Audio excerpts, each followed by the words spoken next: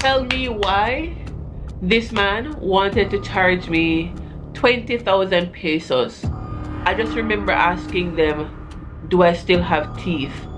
Do I still have teeth? I got up, like they helped me up, and I just started spitting blood everywhere. The next thing I remember were like people around me saying, ma'am, ma'am, ma'am, are you okay? Are you okay? Are you okay? Are you okay?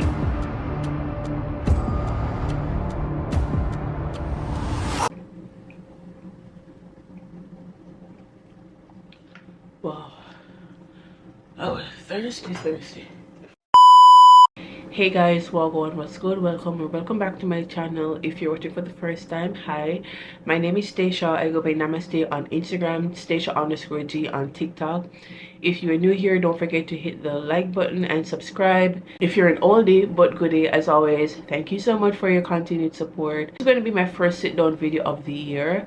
I have been promising you guys this video for a very long time. Honestly, it is quite overdue. So as you can see from the title of this video, I'm going to be talking a little bit about my experience, about my near-death experience when I traveled to the Philippines, or well, basically when I was coming back from the Philippines. So if you watched like about 2 or 3 vlogs ago, I mentioned that I had an accident, but I didn't go into detail as it relates to what took place.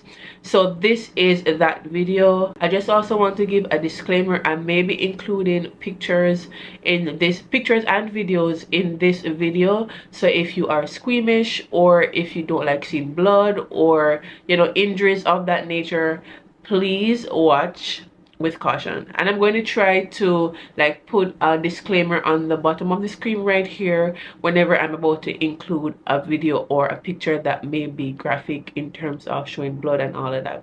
So what happened? So as you guys know, in 2023 December of last year, which is like 3 months ago, I took my first solo trip and I went to Boracay in the Philippines. Now everything went well. I had an amazing time, and if the Philippines is somewhere that I hold true and near to my heart, for the simple fact that it was the first time I was traveling to a country and staying there by myself.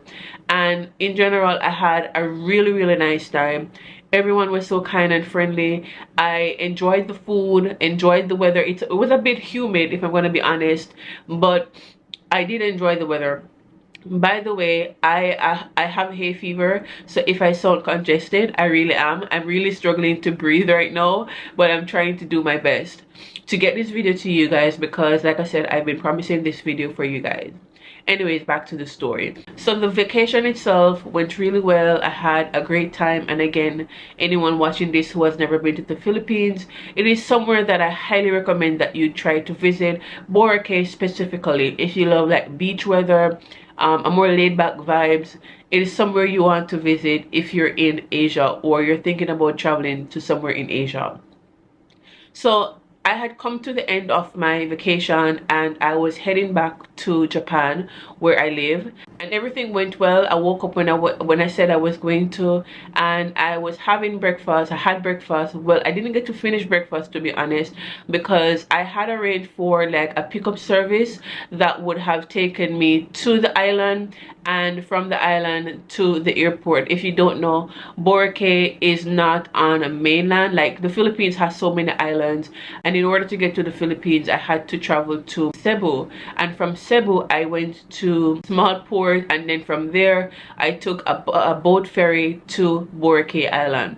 So I booked a round-trip service that would take away the hassle of me having to figure out getting that done towards the end of my trip. So I made sure to book that in advance. So with that being said, the agency said that they would come to my hotel 3 or 4 hours prior to my departure time.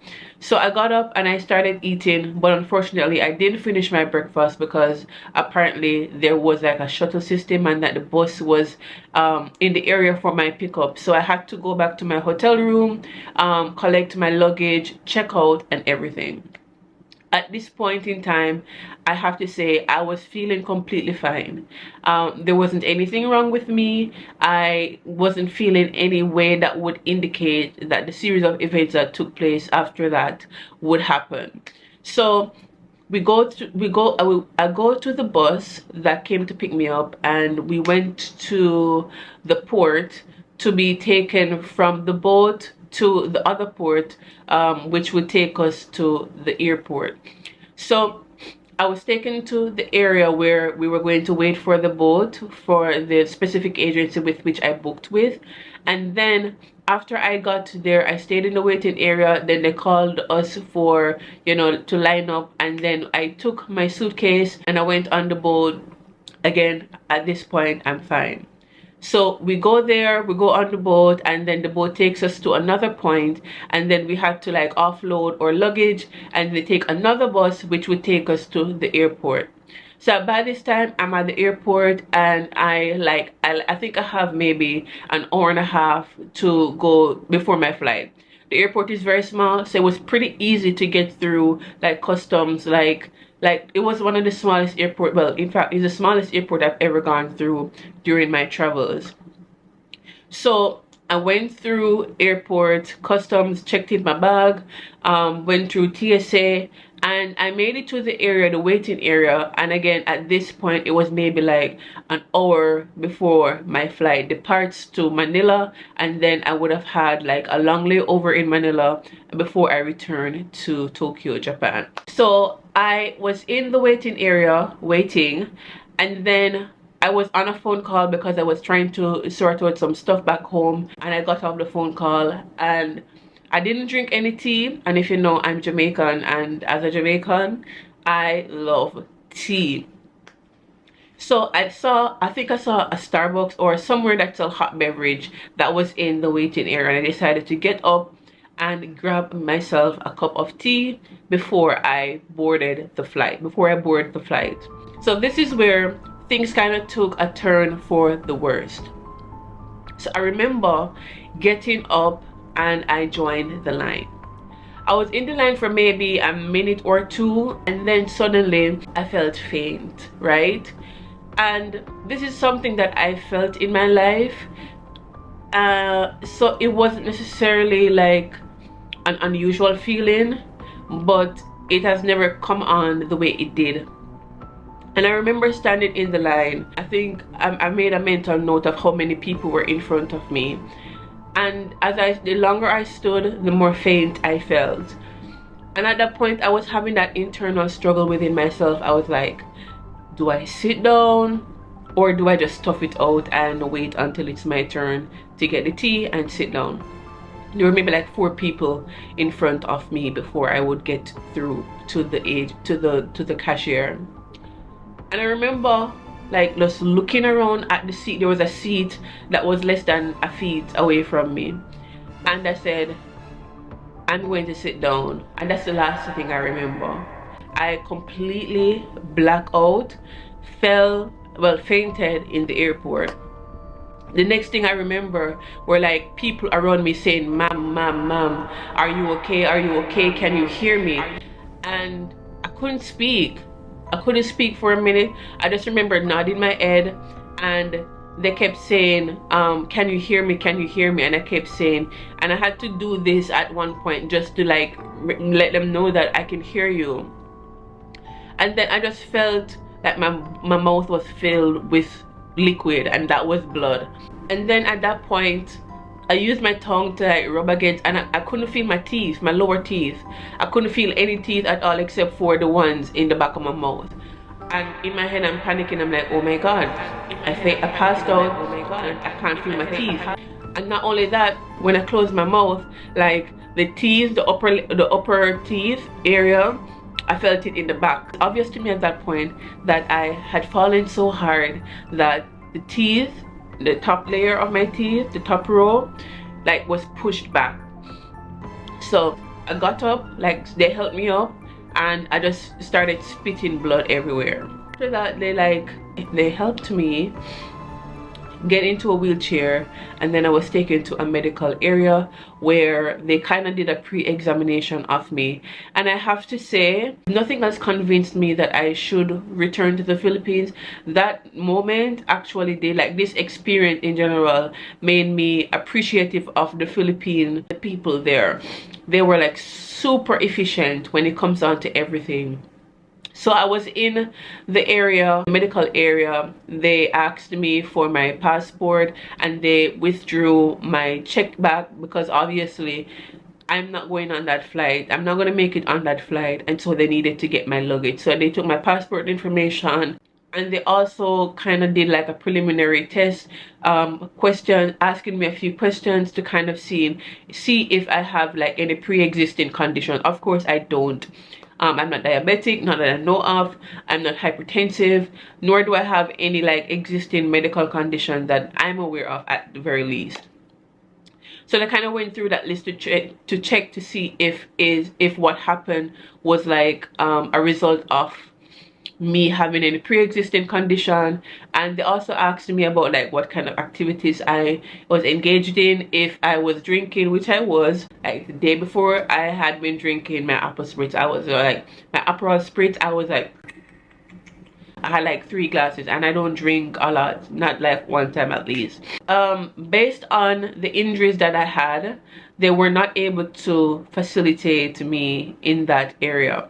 So they had to call an ambulance, and like the ambulance was there in no time. I think the ambulance was probably on site. So from the ambulance, they took me to a clinic, and once I got to the clinic, that's where they started like helping me. When I tell you, my mouth was busted.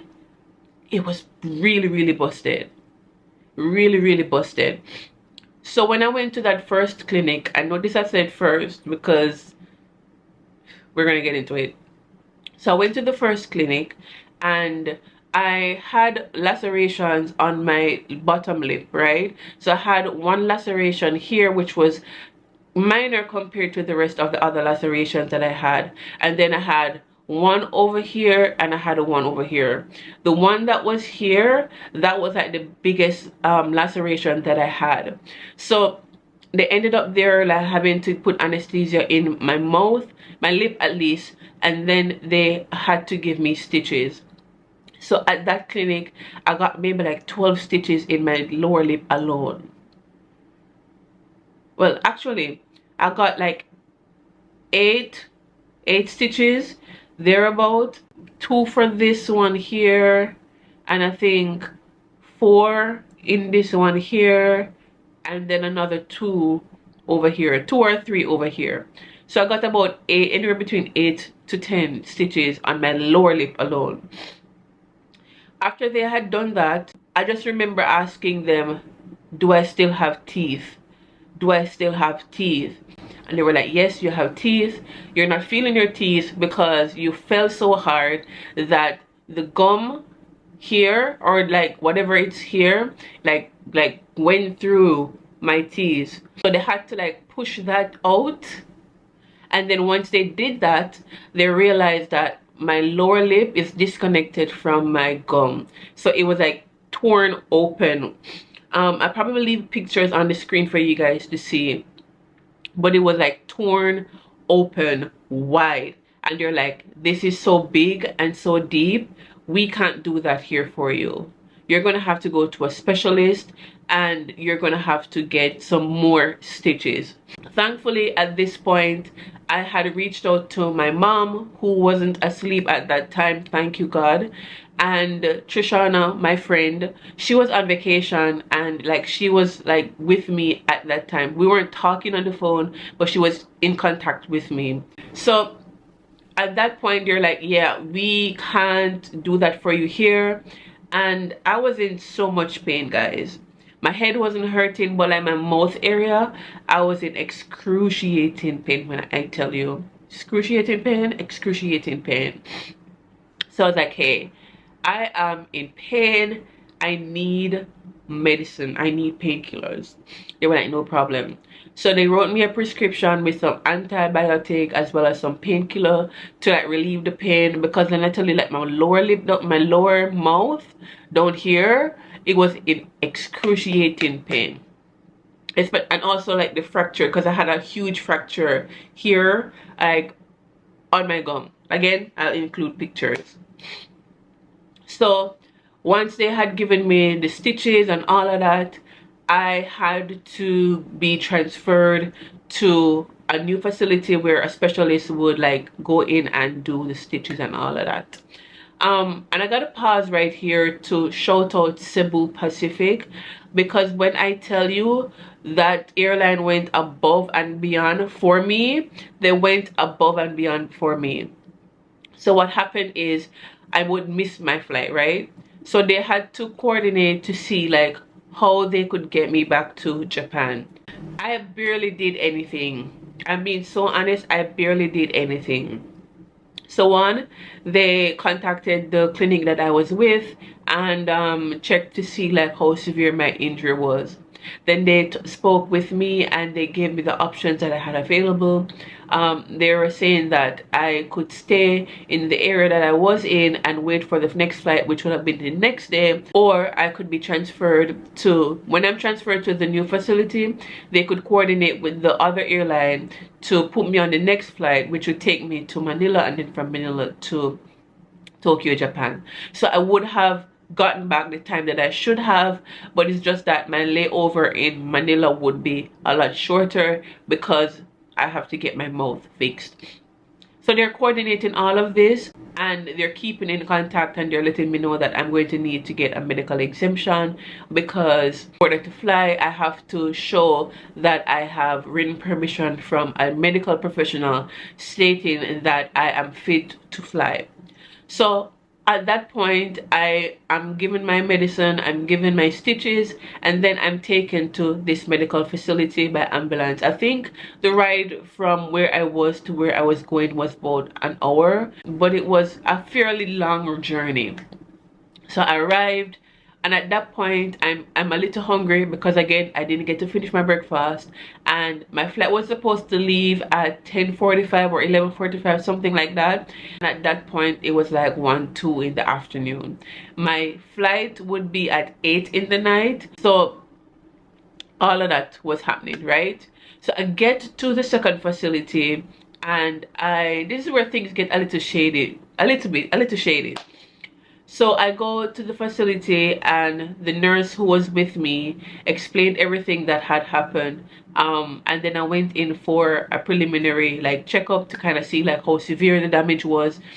And then I had to order some food. So they ordered the food on their, I think it was Uber Eats or something of that, like that, or Grab. It was Grab. So they ordered some food on Grab for me, and of course I had to reimburse them of that, no problem. And then thereafter I had to go in to get like the deep cut stitched together. That was probably the most like painful experience. It wasn't not painful, I think it was the most discomforting experience. I felt a lot of discomfort with that whole ordeal. So they gave me a lot of anesthesia. I needed more anesthesia, a lot of anesthesia to be honest. And then they like stitched up everything. Here is where it's getting tricky. So after they did that, and I'm thinking, yeah, okay. I had to pay, by the way, I didn't include this, but I had to pay for the ambulance and everything at the other facility, and I knew I had to pay to get this done as well at this facility because I was dealing with a specialist. Now, before I got to the second location, I had asked the nurses, at the first place, like, how much is it going to, an estimate how much it's going to cost for the specialist to like stitch up the bottom area of my mouth, right? I was told it shouldn't be more than 5,000 pesos. Keep that in mind because we're gonna need that information for later. So after my mouth was stitched up, I was seated and they gave me my food, and let me tell you something. I wanted to cry so badly because I could not eat. I could not eat. I couldn't eat because, like I mentioned, these four teeth were like back there. And so, like, every time I tried to eat, like, the teeth were clashing. I literally had to be sucking on food at the back of my mouth in order to get something to eat. So I struggled my way through that, and then I got a bill. I got a bill. So I got the bill, and of course it had a breakdown of all the things that were used. And I mean, I expected to pay. I didn't expect it to be free. The first bill was like a 1,000 pesos or less, and that included like the gloves that they use, like the anesthesia, the stitches, all of that. But then I got another bill, and that was the bill from the doctor. Tell me why this man wanted to charge me 20,000 pesos. What? What the? When I saw it, I was like, who gonna be that? Me? No, ma'am. No, ma'am. No, ma'am. No, ma'am. No, ma'am. No, ma'am.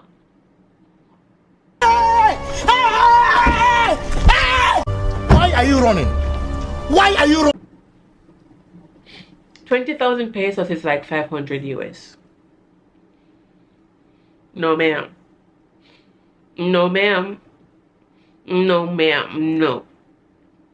So, at that point, I honestly, let me just rewind a little bit. So I was in the area for the specialist, and I remember him asking me a bunch of questions.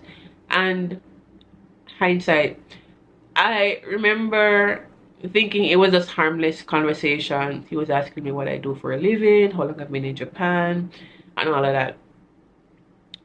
So this is my opinion now, I could be wrong, but I felt like him asking me a lot of those questions was to kind of size me up to see like where my pockets are at.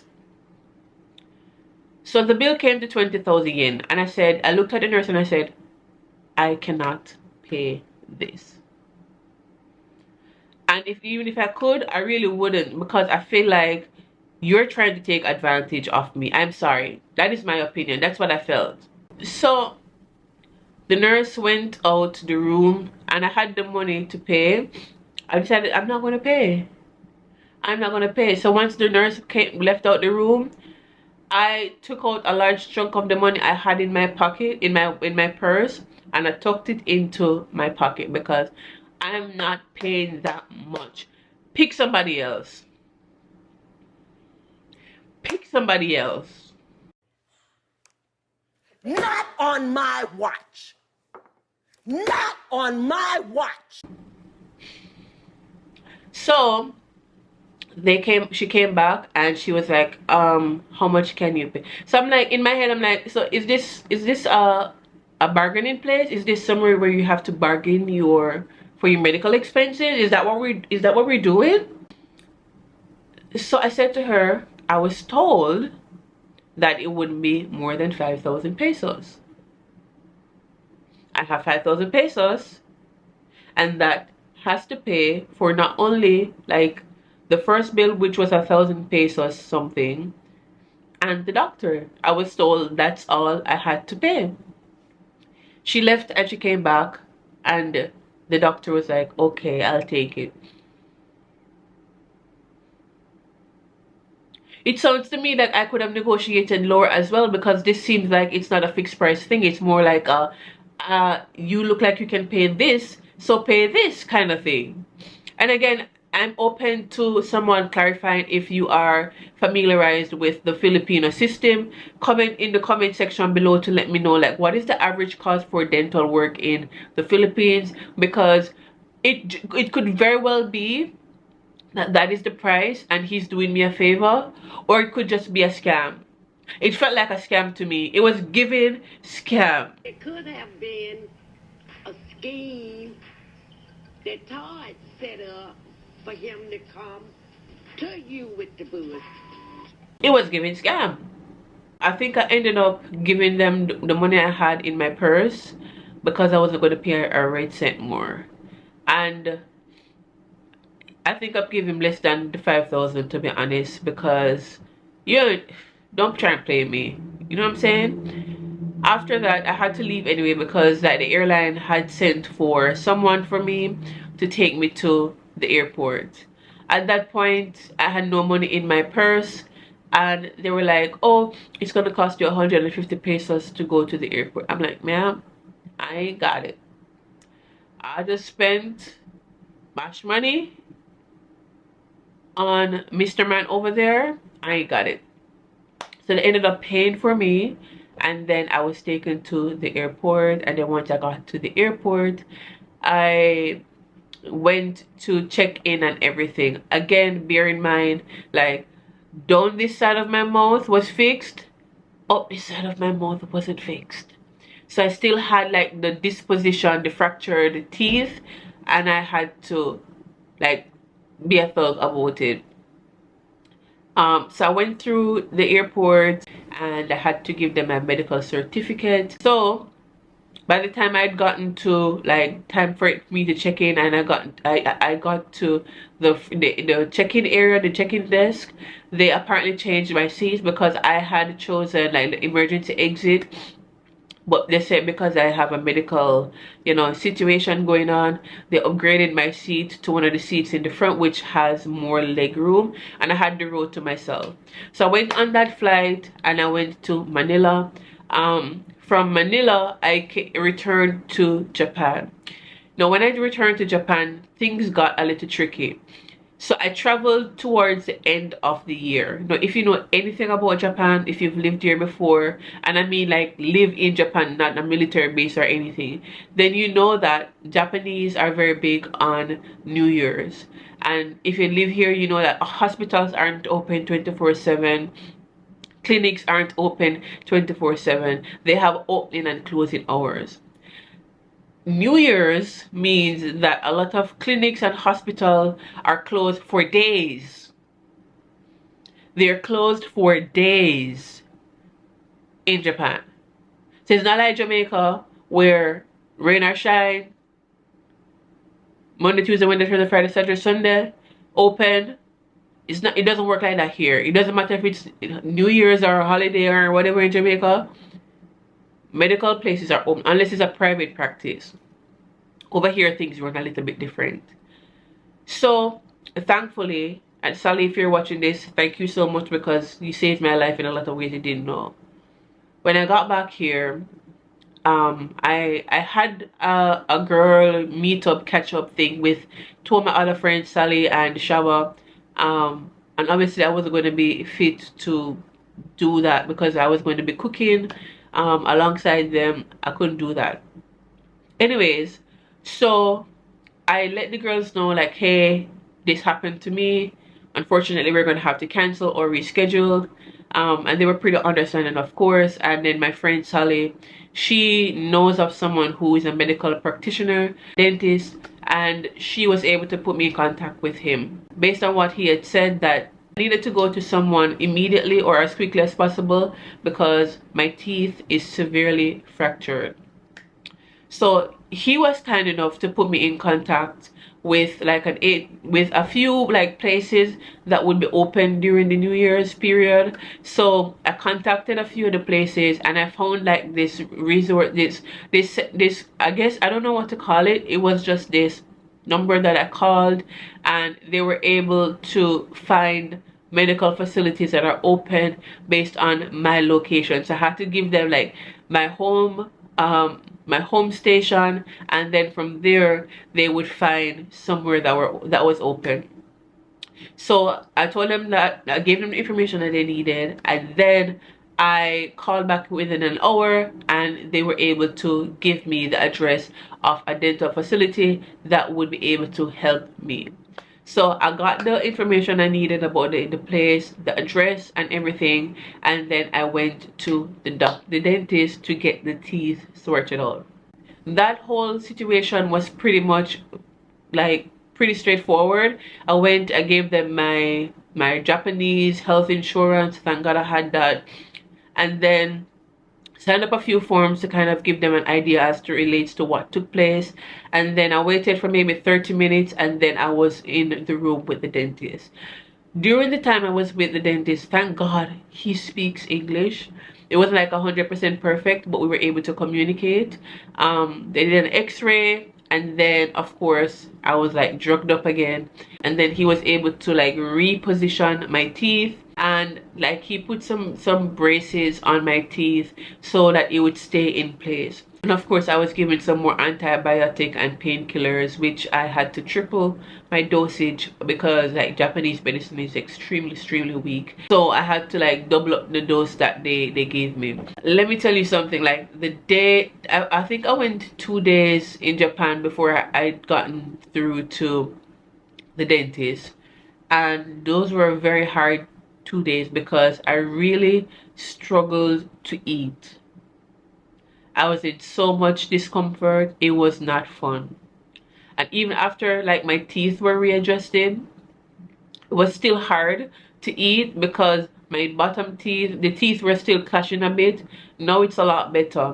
So I'm super grateful. And let's not even talk about how much I had to pay at the dentist in Japan. Like, so if you don't know, like my Japanese health insurance covers like 70% of the total cost of what it takes to cover the service. So whatever the service is, my Japanese health insurance covers 70%, and I have to pay 30% out of pocket. I had to pay, I want to say maybe 150 to 200 US dollars in total. In the Philippines and Japan put together, I spent maybe 400 to 500 US dollars to fix my teeth.